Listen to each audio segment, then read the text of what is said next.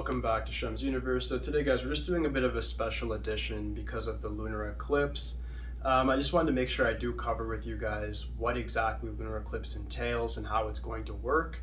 So the lunar eclipse is known as the flower blood moon.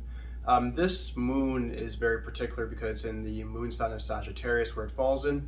So this makes you, it's the whole ritual and point of this moon is to break free of old bondage, from just family, career ties, and really like going to new sort of thinking. I want to cover this from the astrological standpoint, also the numerological standpoint, just so everybody has a very clear picture of what it's going to entail. So first off, who it's going to affect the most is people that have their sun, moon, or rising sign in Sagittarius. If you have any of those three, you're going to definitely feel the full effects of this lunar eclipse a lot.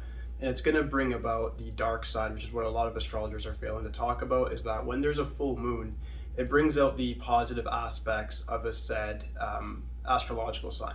But when you get the eclipse of any sort, then you get the opposite. You're going to get the dark energy from it. And the dark energy typically comes in different forms.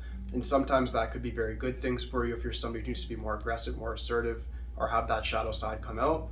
Then it could be a good thing. If it's something that's not necessary for you, then it could be a bad thing. But it's all about how we really direct the energy is going to relate with how it's going to affect you the most.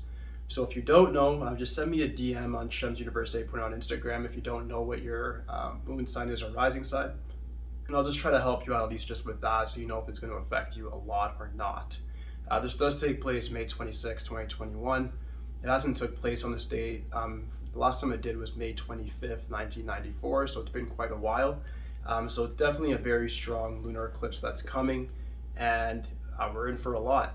In regards to the numerology aspect of it, the numbers that will be affected the most are if you have an expression, meaning your name number at birth, or a life path number of 2 or 4, and also 11 or 22, very specifically.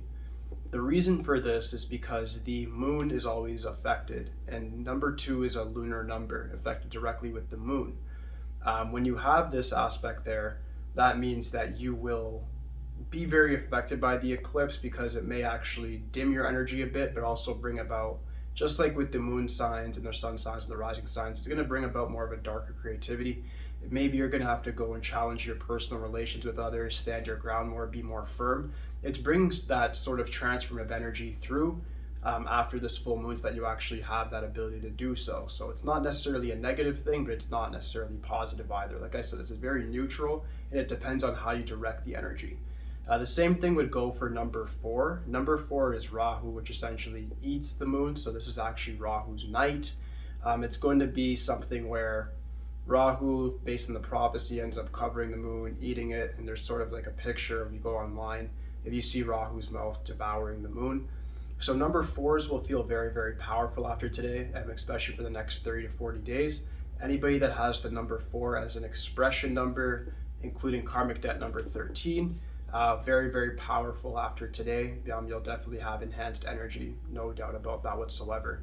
If you have a life path number 4 or 22, also very, very powerful day for you because you're going to end up just being able to devour whatever comes in your way. So it's more of bringing out the predators in number 4 and bringing out a more deeper subconscious connection with the number 2s and also with the mass number 11, which I wanted to discuss last.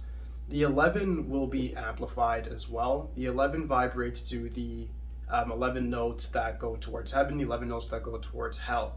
And the thing about that is that the 11 is very popular with different aspects, elite societies like the Illuminati, etc., because it's a very, very powerful number that has a very strong connotation to it. It brings about manifestation, while you always say 1111, make a wish, etc.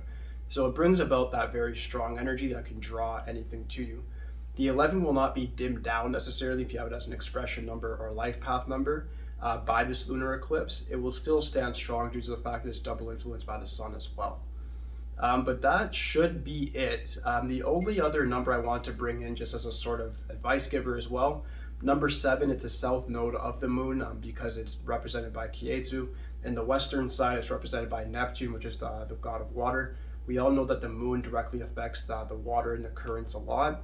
So with number 7s, it's not such an extreme effect, but just be aware that you may have certain emotional fluctuations going into this full moon, and after as well, just to watch out for. Also look out for random intuitions or psychic abilities at the time, but it's nothing much to speak of. It more so affects the number 2s and number 4s, and of course the master numbers that I brought up. But aside from that, that should conclude it. If you guys do have any questions going into this lunar eclipse, let me know. Aside from that, guys, this is just a special edition, so like, subscribe. Holla at me. That's it for today, guys. Peace.